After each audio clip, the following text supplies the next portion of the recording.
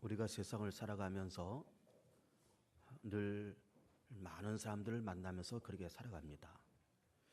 그 만남 가운데서 우리는 제일 먼저 부모를 만나고, 그리고 커가면서 연인을 만나서 가정을 꾸리고, 또 그러면서 또 자식을 만나게 됩니다.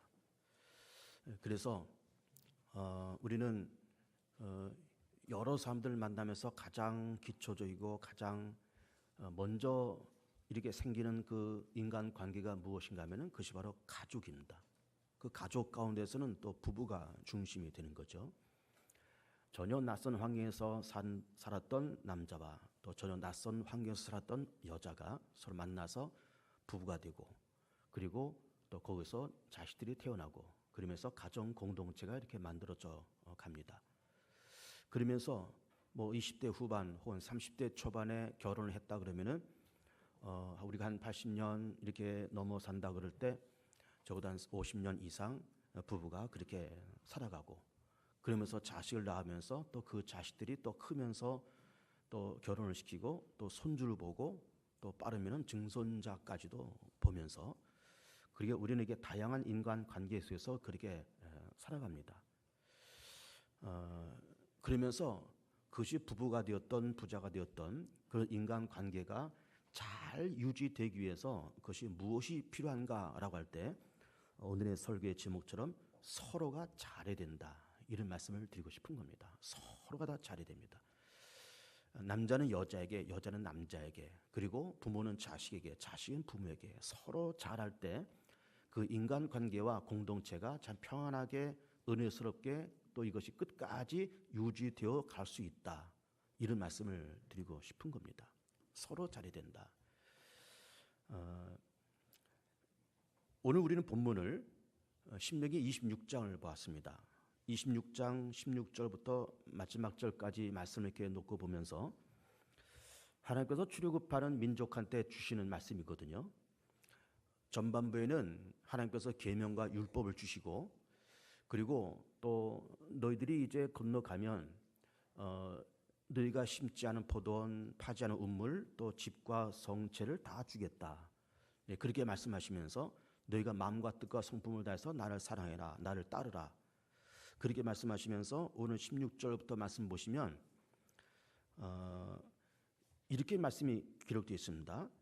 16절에서는 그 모든 율법과 계명을 다 지켜 행하라, 그렇게 말씀하시고 있고, 17절에 넘어오면은 너희가 나를 인정하고 또 그 명령을 잘 지켜라.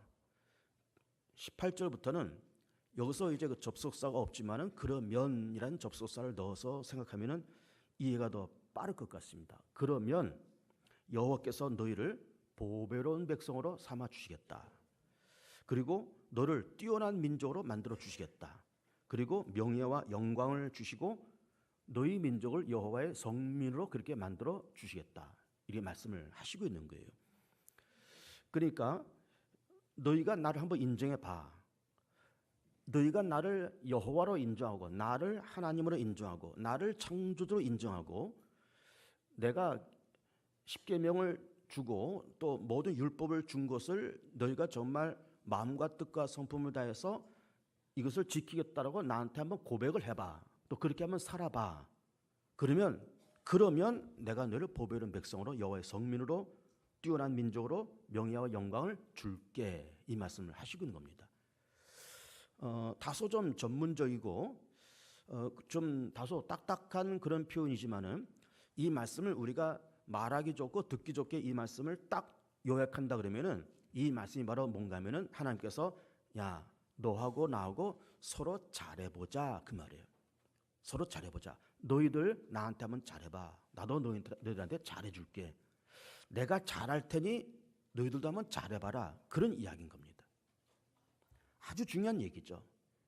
그러니까는 이렇게 인간 관계 속에서 항상 일방적으로 명령하고 일방적으로 흘러가는 것이 아니라 서로 잘하자. 너 나를 인정해봐, 나도 너희를 인정할게. 너 나한테 잘해봐, 나도 잘해줄게. 내가 잘해줄 테니 너희도 나한테 한번 잘해줄래? 이 말씀을 하시고 있는 겁니다. 아주 인격적이죠. 그런데 사실은 우리 한국 사회는 그 조선이 500년을 갖지 않습니까? 500년의 조선 시대에 그 조선 사회를 뒤덮었던 그런 사조가 무엇인가 하면은 그 유교 문화입니다. 유교 문화. 그래서 유교 문화는 이런 삼강 오륜을 비롯해서 그러면서 이 유교의 아주 엄격한 규율이 우리 조선 사회를 500년 동안 그렇게 지배를 했습니다. 예를 들면 부부는 유별하다, 남녀는 유별하다, 장유유서, 어른과 아이는 순서가 있다, 냉수 한 그릇도 순서가 있어야 돼. 그리고 남전여비, 남자는 존귀하고 여자는 천하다. 그러면서 이렇게 남자의 위치를 격상시키고, 그리고 어른과 부모의 위치를 격상시키고, 그리고 군사부일체, 임금과 스승과 어버이는 하나다. 그러면서 섬기고 그 명령에 복종하고 그 존엄함에 손상을 가하면 안 된다 하면서 이렇게 임금과 부모의 위치를 높여 놓은 겁니다. 물론 그것이 잘한 거예요. 일단 다 잘한 겁니다. 그런데 그런 문화가 500년 동안 우리 사회를 이렇게 뒤덮고 있으면서 어떤 문화가 이제 어떤 습성이 우리 한국 사람들한테 있는가 하면은 항상 우리는 부모는 항상 위에 서서 항상 엄격하고 그리고 자녀들한테 아주 엄하고 자녀들은 그 앞에서 쩔쩔매고 또 남자도 여자 앞에 아주 엄하고 엄하게 다스리고 여자는 남자 앞에서 쩔쩔매고 그리고 임금과 스승은 엄격하고 또 그 명령에는 절대로 복종해야 되고 그러면서 이게 상명하복의 이런 문화가 우리 한국 사회와 조선 사회를 500년 동안 그렇게 지배를 하고 있었던 거예요. 사실은 다 좋은 겁니다. 다 좋은 건데 거기에 이제 문제점이 뭔가 하면은 그렇게 질서가 있고 위아래가 있는 것까지는 좋지만은 그렇게 되면서 항상 어떤 의사소통이 일방적으로 되어 간다는 데 문제가 있는 거예요. 항상 위에서 밑으로 내려갑니다. 밑에서 위로 올라가는 것은 거의 없어요. 이거는 상상도 안 되는 것이고 저 위에서는 항상 명령해야 됩니다. 또 밑에서는 늘 복종해야 됩니다. 부모는 아주 엄격한 분이잖아요. 요즘이야 다 아이들 적게 낳는 세대고 다 개방된 사회라서 그냥 아이들 친구처럼 끌어안고 같이 밥 먹고 같이 뒹굴고 다 그렇지만은 불과 우리가 한 3, 40년, 4, 50년 전만 해도 부모님하고 식사를 같이 겸상을 한다? 이거는 상상도 못한 일입니다. 부모님은 아버지는 따로 이렇게 상을 따로 차려드리고 그저 여인들과 아이들이 또 따로 모여서 밥을 먹는 그러면서 그 집안의 아버지는 남자라는 존재는 아주 엄격한 존재고 정말 여기는 정말로 누구도 건들 수 없는 그런 아주 위엄과 존엄함이 있는 그런 존재였습니다. 남자의 위치는 대단한 것이고 여자의 위치는 천하고 그래서 항상 모든 것이 일방적으로 흘러가는 거죠. 위에서는 명령해야 되고 밑에서는 복종해야 되고 윗사람은 존귀하고 아랫사람은 늘 그저 설거지하고 치닥거리하고 그저 뭐 심부름이나 하고 그런 일을 하고 돌아다니고 그러면서 언제나 이렇게 모든 것이 명령도 모든 흐름도 일방으로 그렇게 흘러가는 것이 우리 조선 사회에 500년 동안 흘러왔던 우리의 사조인 겁니다. 근데 그것이 그렇게 하면서 한나라의 질서가 잡히는 것은 좋지만은 그것이 성경적인 사상은 절대로 아닙니다. 하나님이 또 그렇게 원하지도 않습니다. 물론 하나님은 존엄한 분이고 하나님은 영광과 모든 존귀를 스스로 거두시는 그런 영광된 하나님이시지만은 하나님이 세상을 창조하시고 인간 사회 위에서 군림하시는 하나님이 절대로 아니에요. 여러분 군림하지 않습니다. 하나님은 절대로 군림하지 않습니다. 조금 전에 말씀드린 것처럼 과거 조선시대의 사회는 남자와 어른과 이런 위에 있는 사람들이 늘 존엄한 존재로서 이렇게 있으면서 아랫사람들이 늘 그 윗사람들을 경외하고 그리고 존경해주고 그 명령에 따라야 되고 다 그랬지만은 하나님은 절대로 그런 분이 아니에요.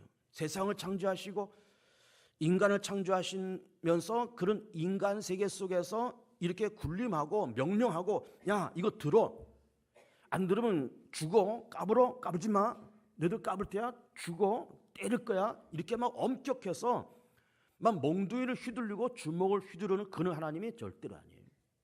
하나님은 대단히 섬세한 분입니다. 그리고 아주 인격적인 하나님이십니다. 위에서 군림하지 않습니다. 여러분 절대로 군림하지 않습니다. 만약에 군림하는 하나님이라 그러면은 이스라엘 민족은 이 이상에 이미 없습니다. 우리도 이미 이 이상에 존재하지 않습니다. 그렇지 않겠습니까?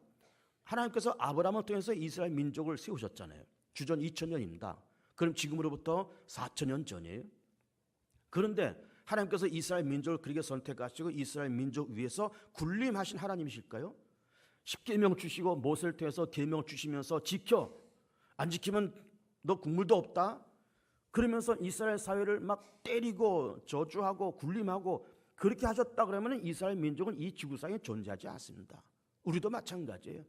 우리도 참 감사하게도 어떤 분들은 뭐 모태로부터 예수 믿고 이렇게 살기도 하시고, 우리는 어떤 분들은 중간에 누구의 전도를 받고 또 우연한 기회에 교회를 찾아왔고 예수 믿어서 우리가 이렇게 살고 있지만은, 우리가 지금까지 어쨌든 우리가 신앙생활을 10년 했던 20년을 해왔던 그 어간에 하나님께서 우리 가운데 절대로 군림하신 적이 없습니다. 만약 군림하시면서 너 이제는 이렇게 나한테 충성을 바쳐, 너 이렇게 명령에 복종해, 너 이렇게 살아야 돼, 물론 이렇게 살아야 된다고 하는 그 말씀을 주시지만은, 그러면서 막 그 말씀을 듣지 않으면 때리고 막 저주하고 병 걸리게 만들고 막 재산을 뺏고, 그러면서 믿는 사람들 위에 군림하시고 큰 소리 치시고, 그런 하나님이 절대로 아니에요. 그렇게 말씀을 주시면서 물론 하나님의 속도 상하시죠. 그러나 또 때로는 기다리시고, 그렇게 하라고 말씀하시지만 또 기다리시고, 말 안 듣지만 저걸 버리고 싶지만, 부자간의 이 사이를 끊고 싶지만, 그래도 하나님께서 그 관계를 끝까지 유지해 가시면서 지금까지 오시는 까닭은, 하나님은 자비로우신 하나님이며 하나님의 인내는 한이 없기 때문에, 그래서 세상이 존재하고 우리가 다 이렇게 존재를 하는 겁니다. 하나님을 절대로 군림한 하나님이 절대로 아니에요.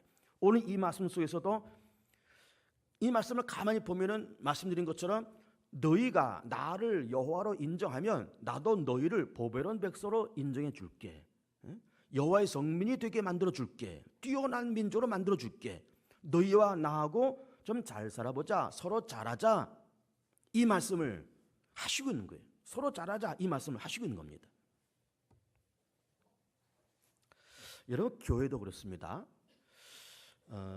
지난주에 그 철산 흰돌교회 고익정 목사님께서 오셔서 우리 찬양대 허신예배 설교를 하셨잖아요. 그 철산 흰돌교회가 요 위에 올라가면 있습니다. 그 시청 바로 뒤에 그 흰돌교회가 있는데, 그 교회를 이 고익정 목사님이 41년 전에 개척을 했습니다. 1975년도에. 우리 교회는 1971년도에 개척했고, 그리고 철산 흰돌교회는 4년 후에 75년도에 개척이 됐습니다. 그 고익정 목사님께서 직접 개척하셨습니다. 그러니 지금으로부터 40여 년 전이니까,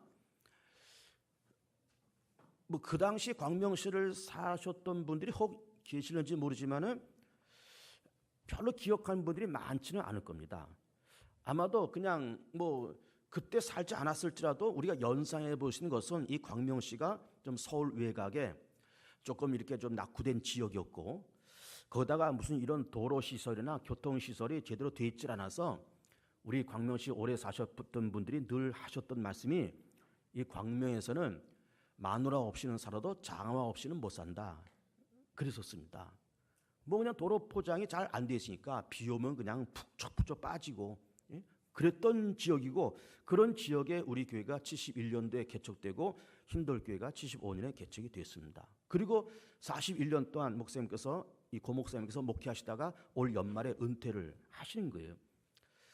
저는 그분을 이제 가까이서 이렇게 뵈면서, 참 저로서는 인생 선배고 목회 대선배고, 자 그렇게 41년 전에 교회 개척하시고 이번에 참 명예롭게 은퇴를 하시지만은, 참 철산 흰돌교회가 뭐 그렇게 큰 교회는 아닙니다. 사실은 한 200여 명 모이는 그런 그 교회지만은, 그러나 내용이 있고 아주 탄탄한 교회예요. 아주 재미있고 아주 탄탄한 교회입니다. 재정도 튼튼하고 내용도 있고 목사님 인품도 좋고, 그러면서 우리 서울 서남내 노회장도 지내시고, 그러면서 이번 그 연말에 은퇴를 하신 거예요. 정말 성역 41년을 마치시고 은퇴를 하신 겁니다. 근데 그런 모습을 이제 지켜보면서, 한 교회에서 41년을 목회하신다. 물론 당신이 개척한 교회니까는 뭐 책임감을 갖고 그렇게 40여 년 동안 그렇게 목회를 하셨겠지만, 한 교회에서 41년을 목회하셨다라고 하는 거는, 이거는 정말로 대단한 일입니다, 여러분. 이건 보통 일이 아닌 거예요. 그래서 우리는 그분을 뵈면서, 야, 참 훌륭하신 분이다, 참 좋은 분이다, 저렇게 41년 동안 당신께서 개척하시고 그 명예롭게 이번에 은퇴하시고 참 훌륭한 어른이다. 어떻게 한 교회에서 40몇 년을 저렇게 버틸 수 계셨을까? 그러면 그분을 참 존경스럽게 우리가 평가하지만 물론 그분도 참 존경스러운 분이지만은 또 다른 이면을 볼 수도 있어야 됩니다. 그 다른 이면이 뭘까요? 그 교회와 그 당회가 참 훌륭한 교회고 훌륭한 당회인 거예요. 참 훌륭한 당회고 훌륭한 교회입니다. 한 목사님을 40몇 년 동안 그렇게 모시고 있었잖아요. 한 목사님을. 똑같은 목사님의 똑같은 설교를 41년 동안 듣고 있었던 거예요. 여러분 목사의 설교가 뭐 별스럽습니까? 다 그냥 거기서 거기죠. 다 거기서 거기고 또 똑같은 목사님의 설교를 40년 들었으면은 뭐 똑같은 설교 뭐 매번 듣고 다 그 설교 큰 차이 없는 그 설교를 41년을 그렇게 들어 주시면서 거기에 앉아 계셨던 거예요. 교인들과 당원들이. 그러면서도 참 목사님 명예롭게 그렇게 70세에 은퇴를 딱 하게끔 다 그렇게 만들어 주신 겁니다. 그렇게 41년 동안 목회하시면서 명예롭게 은퇴하시는 그 목사님도 참 훌륭하고 좋으신 분이지만은 그 당회와 그 교회도 참 훌륭한 교회요, 훌륭한 당회다라고 그렇게 평가를 해보고 싶은 겁니다. 41년 동안 목회하시면서 무슨 일이 없었겠습니까? 무슨 일이? 목사님에게 무슨 흠이 없겠습니까? 약점이 없겠습니까? 무슨 시행착오가 없겠습니까? 다 그런 것이 있겠지만은 다 당회와 교회가 다 이걸 덮어주고 인내하고 기다리고 그러면서 41년을 그렇게 버텨온 거예요. 참 놀라운 얘기죠. 그러니까는 서로가 잘하는 거예요. 목사님도 참 진실되게 목회하시고 욕심 없이 목회하시고 교회도 어쨌든 정성껏 목사님을 보필하려고 애를 쓰고 서로 잘해서 그렇게 명예롭게 목사님 은퇴하시고 별 대가 없이 그 40여 년 동안 한 목사님이 그렇게 목회를 계속할 수 있었던 겁니다. 자, 여러분 직장 생활도 그렇잖아요. 직장 생활을 40년을 직장 생활한다. 여러분 이게 보통이 아니잖아요. 40년을 직장 생활한다. 이게 보통이 아닌 겁니다. 물론 목회가 직장 생활이다라고 말하기에는 조금 좀 어폐가 있기는 하지만 그러나 한 교회에서 40년 동안 41년 동안 목회하면서 그 강단을 지킨다고 하는 것은 이거는 보통 일이 아닌 거예요. 또 그 목사님도 참 훌륭한 분이지만 그 당회와 교회도 참 훌륭한 교회라고 하는 것을 보게 되는 겁니다. 우리 이 안산 가는 길 그 옆에 광남교회가 있잖아요. 그 광남교회도 역시 우리 교단교회고 우리 같은 노예고 같은 시찰이고 다 그렇습니다. 우리 그 담임 목사님 신태희 목사님을 잘 알잖아요. 그 광남교회도 30년의 역사가 됐습니다. 30년. 서울 서남로에 그리고 특별히 이 시찰회에서 또 고척교회를 중심해서 시찰회가 중심이 돼서 그 교회를 30년 전에 거기다 개척을 한 겁니다. 그리고 신태희 목사님을 거기다 파송을 한 거예요. 고척교회 부목사님 하시다가 이렇게 파송을 받아서 30년째 그렇게 목회를 하시고 있는 겁니다.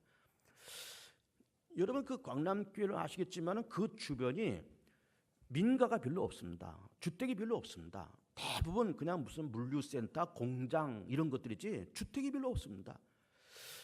그러면서 지금도 굉장히 낯선 지역이고 참 외진 동네예요. 근데 그 당시 30년 전에는 얼마나 외졌겠습니까? 근데 거기 허허벌판에다가 교회를 창고 빌려서 교회가 시작되고 거기서 30년 동안 이 신태희 목사께서 목회를 하신 거예요. 그리고 올해 30년입니다. 우리가 잘 알듯이 참 교회가 부흥될 수 없는 여건의 그런 지역이에요. 민가가 없으니까 주변에. 그래서 우리가 평범하게 생각할 때 그런 위치의 교회는 그냥 뭐 많아야 한 20, 30명 혹은 3, 40명 모이는 교회래야 그게 적당하다. 뭐 그럴 수밖에 없지. 뭐 저기에서 어떻게 몇백 명이 모이냐? 한 3, 40명 모이는 교회가 적당하겠지라고 생각되지만은 한 200여 명 모입니다. 그 교회가. 아주 건강한 교회예요. 노회장님도 지내시고 거기가 그린벨트가 돼가지고 이 교회를 건물을 지을 수 없는 지역이었습니다. 지금 이제 풀렸지만 그린벨트가 되어서 건물은 필요하고 교회는 점점 증가하면서 공간은 필요하고 그래서 이 목사님이 하나님에게 지혜를 얻었죠. 건물을 2개를 지은 거예요. 주택을 2개를 져서 이 주택 2개를 지하로 연결을 시켜버렸어요. 그래서 교회가 지하교회입니다. 그 교회가 오랜 동안 그렇게 지냈습니다. 지상으로는 건물을 못 지으니까 지하로 2 건물을 뚫어서 그렇게 오랜 동안 계시다가 그렇게 건물이 번듯하게 짓고 그렇게 교회가 이게 성장된 거죠. 그러면서 그 목사님도 30년 동안 그렇게 목회하시면서 거기에 무슨 민가가 있습니까? 좀 아파트 단지라도 좀 들어오고 그랬으면 좋은데 그 허벌판의 창고에서 교회가 시작되면서 얼마나 많은 갈등이 있었겠습니까? 얼마나 많은 갈등이. 그러면서 그 교회를 떠나고 싶고 목회지를 좀 옮겨보고 싶은 생각은 왜 없었겠습니까? 뭐 말은 구체적으로 안 하시지만은 그런 좀 열악한 목회 환경에서 좀 떠나서 당신도 좀 이렇게 번듯한 아파트 단지에 있는 어떤 교회에서 좀 지상으로 건물이 서 있는 그런 교회에서 목회하고 그러고 싶은 생각이 왜 없었겠습니까? 12번도 더 있었겠죠. 아니 12번이 뭡니까? 수십 번 수백 번도 더 있었겠죠. 그런데 30몇 년을 그냥 건강하게 지키면서 그렇게 교회가 있었던 겁니다. 그 목사님 참 대단한 분이고 그리고 그 지역과 그 교회의 교인들도 참 훌륭한 분들이고 서로가 잘했구나라는 생각을 하는 겁니다. 그 목사님도 참 열심히 잘하셨고 또 그 교인들도 참 그 열악한 환경에서 열심히 전도하고 열심히 목사님 이렇게 받들면서 서로가 잘해서 그 목사님 30몇 년 동안 그 목사님 40몇 년 동안 그렇게 목회를 참 명예롭게 목회하시고 또 명예롭게 이번에 은퇴하신다는 생각을 갖게 되는 거예요. 서로가 잘해야 됩니다, 여러분. 서로가 잘해야 됩니다. 자,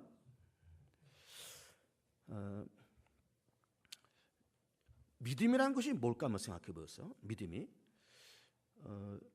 성경에서는 믿음 그런 말씀 여러 번 하시고 특별히 신약에 나오면서는 믿음이라는 말씀 많이 하시고 있지만 믿음을 저는 이렇게 해석하고 싶습니다. 이건 제 해석입니다. 무슨 사전에 나오는 해석도 아니고 뭐 신학교에서 이렇게 가르치라고 말씀하신 것도 아니고 제가 결론 내린 그런 믿음에 대한 정의입니다. 그것이 뭔가 하면은 하나님의 액션에 대한 인간의 반응, 이것이 믿음인 거예요. 하나님께서 어떤 액션을 하시는데 거기에 따라서 내가 어떻게 반응하느냐, 어떻게 내가 응답하느냐, 이것이 곧 믿음인 거예요. 그런데 이 반응이 믿음이라 했습니다. 반응과 응답이 믿음인데 이 반응과 응답이 순기능을 하고 그 반응과 응답이 아주 풍성하고 그러면은 그 믿음이 좋다, 믿음이 크다 이렇게 말씀하시는 것이고 이 반응이 역반응을 한다든지 반응이 아주 미비하다 그럴 때 믿음이 없다, 믿음이 약하다, 믿음이 적다 그렇게 말씀을 하시고 있는 겁니다. 자, 우리 기독교는 절대로 어떤 행위나 어떤 업적을 통해서 구원받는 그런 교리를 인정하지 않습니다. 우리 기독교는 믿음으로 구원받은 종교예요. 내가 하나님 살아계신 것을 내가 믿고 하나님 아들 예수님께서 이 땅에서 나와 모든 인류의 허물과 죄를 담당하시고 십자가에서 죽으시고 부활하심에 그래서 우리가 예수님을 믿음을 통해서 구원받는 것이지 우리가 뭐 많은 것을 하고 많은 것을 드리고 굉장한 선한 일을 해서 그래서 의롭게 되고 그래서 구원받는 것이 아닌 것을 성경에서 그렇게 말씀을 하시고 있는 겁니다. 그런데 서로 잘하자라 그럴 때 이 얘기를 하면서 그는 우리가 하나님 앞에 잘하고 사람들한테 잘하고 좀 잘 보이고 뭐 하나님 앞에 굉장한 업적을 갖다 바치고 그래야 하나님께서 우리 가운데 구원을 주시고 굉장한 축복을 주시는구나. 그래서 우리가 잘해야 되는구나.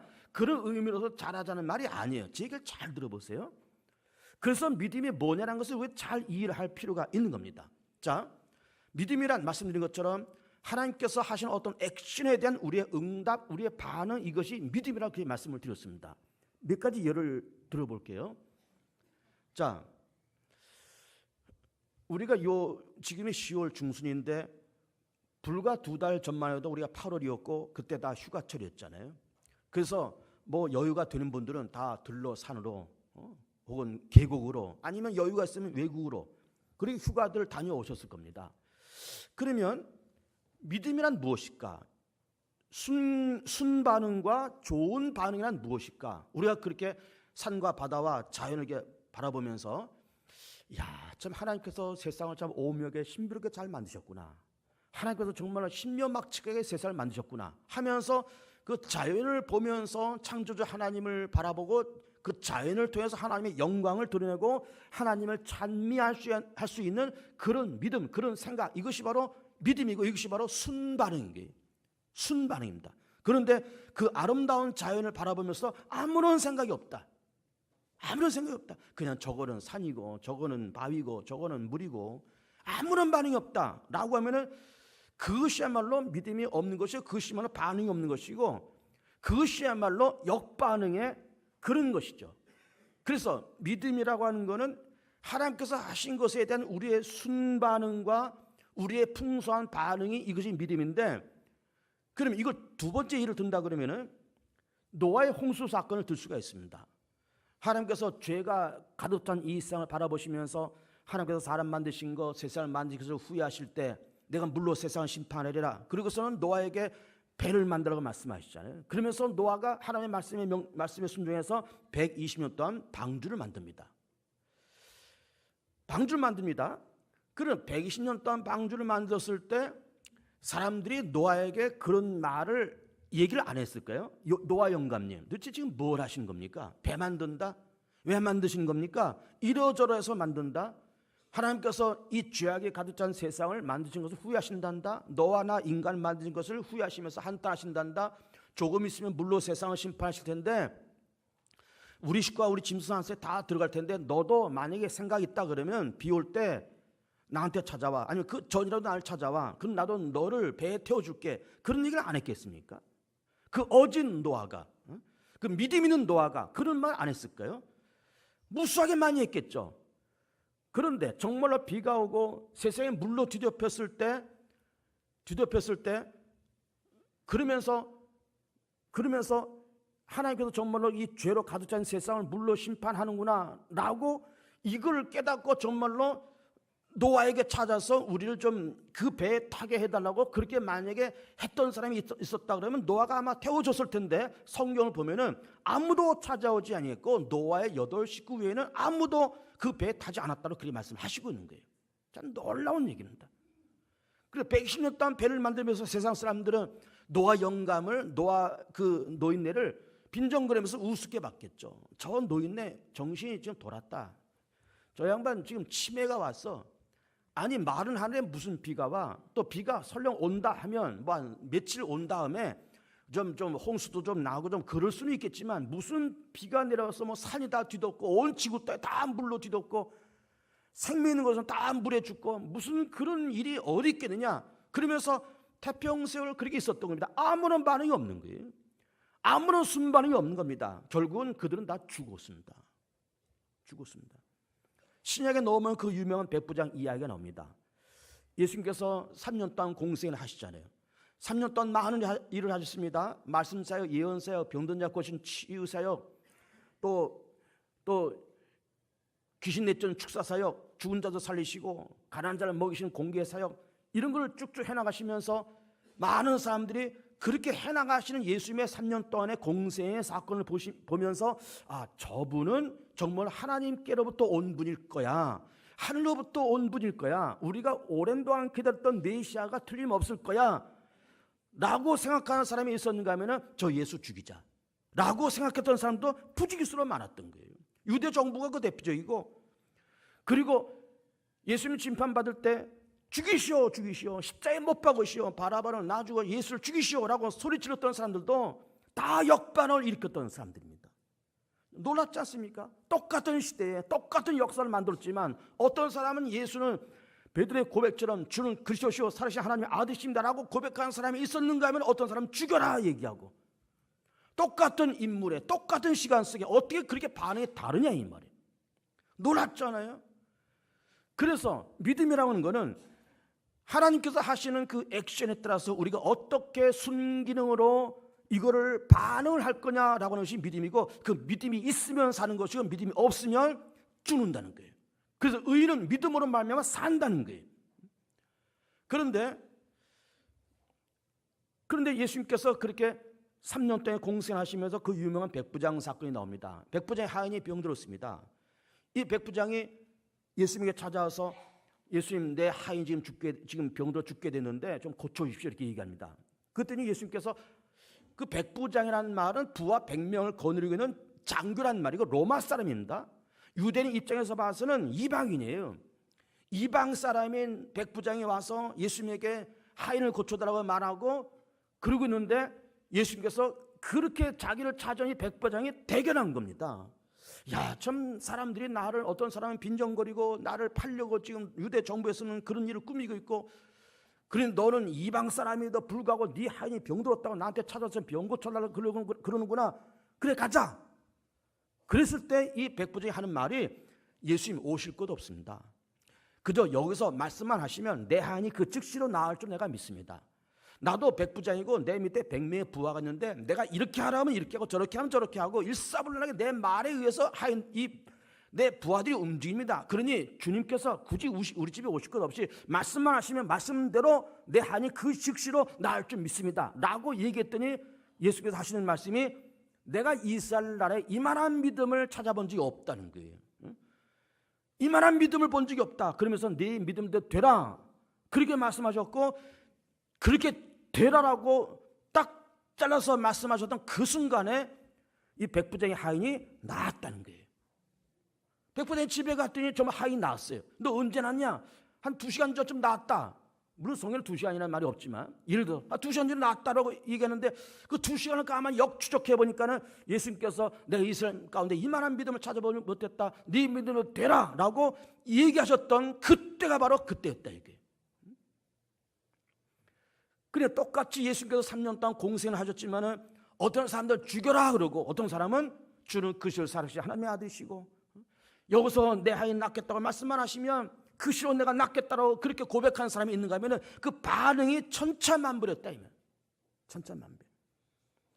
그러면 우리는 이 신명기 26절 읽으면서 오늘 설교의 제목처럼 서로 잘해야 된다는 얘기를 하면서 무슨 말씀을 좀 드리고 싶은가 하면 손뼉도 두 손이 마주쳐야 소리가 나듯이 하나님은 우리와 상의하지 않고 우리를 기도도 응답하시고 우리에게 좋은 것도 주시고 우리에게 각종 좋은 은사도 주실 수 있습니다. 여러분, 우리와 상의하지 아니하시고 우리가 구하지 않아도 내가 이걸 달라 저걸 달라 우리가 일일이 그렇게 얘기하지 않아도 전지전능하신 하나님께서 우리의 필요한 것은 모르시겠습니까? 우리가 일일이 다 얘기하고 일일이 다 뭐 그렇게 빡쓰기도 하라고 늘 말씀드리지만 그걸 다 A4 용지에 써서 이걸 매일매일 하나님 앞에 기도하고 그래야 하나님께서 그걸 보시고 그래야 하나님께서 들어서 응답하신 그런 하나님일까요? 전능하신 하나님께서 우리가 빡쓰기도 없어도 우리 필요한 것을 다 아시고 내가 하나님 앞에 이것저것 내가 미주알 고잘 얘기하지 않아도 하나님은 우리 가운데 필요한 것을 다 아십니다. 그리고 그 아신 것을 얼마든지 응답하실 수 있습니다. 응답할 수 있는 거지만 그럼에도 불구하고 하나님께서 우리 가운데 무엇을 요구하신가 하면 믿음을 요구하시는 거예요. 좀 믿어라. 올바른 반응과 올바른 응답을 좀 해봐라 이런 말씀을 하신 겁니다. 보세요. 예수님께서 백부장을 이렇게 보시면서 그 백부장 로마 군대 장교지 그 집에 하인이 병들었다며 고쳐줘야 되겠다. 그래서 백부장이 굳이 예수님에게 찾아오지 아니해도 예수님께서 직접 먼저 찾아가셔서 그 하인을 고쳐줄 수 있습니다. 고칠 수 있어요. 그런데 백부장이 성큼성큼 걸어서 예수님에게 와서 자기 하인을 고쳐달라는 거예요. 그래서 이만한 믿음을 내가 보지 못했다. 내 믿음 되라 이렇게 말씀하셨던 겁니다. 그러니까는 이 백부장이 예수님께 성큼성큼 걸어가서 내 하인을 낫게 해달라고 하는 그의 간절한 어떤 청원, 그의 요구, 그의 기도, 그의 행동, 그의 믿음, 그의 몸부림, 그의 반응 이것이 딱 맞아 떨어지면서 하나님의 역사와 이 백부장의 믿음이 두 가지가 딱 합쳐지면서 소리가 나면서 역사가 일어나고 거기에 응답의 사건이 일어나게 되었다라고 하는 것입니다. 서로가 잘해야 됩니다. 하나님도 우리한테 잘하셔야 되고 우리도 하나님 앞에 잘해야 됩니다. 여러분, 잘해야 됩니다. 기도하지 않아도 응답 있을까요 없을까요? 응답이 있습니다. 여러분, 기도하지 않아도 하나님 이미 우리를 선택하셨기 때문에 기도하지 않아도 우리 가운데 필요한 것이 무엇인지를 나보다 더 잘 아시고 일마다 때마다 적절한 시기에 하나님께서 응답도 하실 수 있습니다. 하실 수 있습니다. 그러나 믿음이 있으면 더 좋습니다. 기도가 있으면 더 좋습니다. 간절한 나의 사모하는 마음이 있으면 더 좋습니다.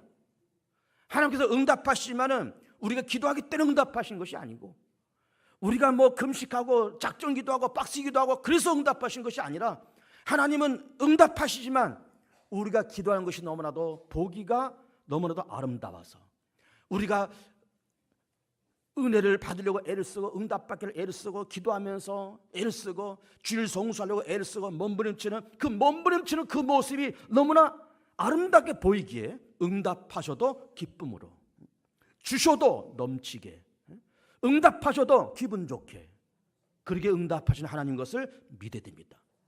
그래서 우리는 하나님 앞에 잘할 필요가 있는 거예요. 잘할 필요가 있습니다, 여러분. 잘할 필요가 있습니다.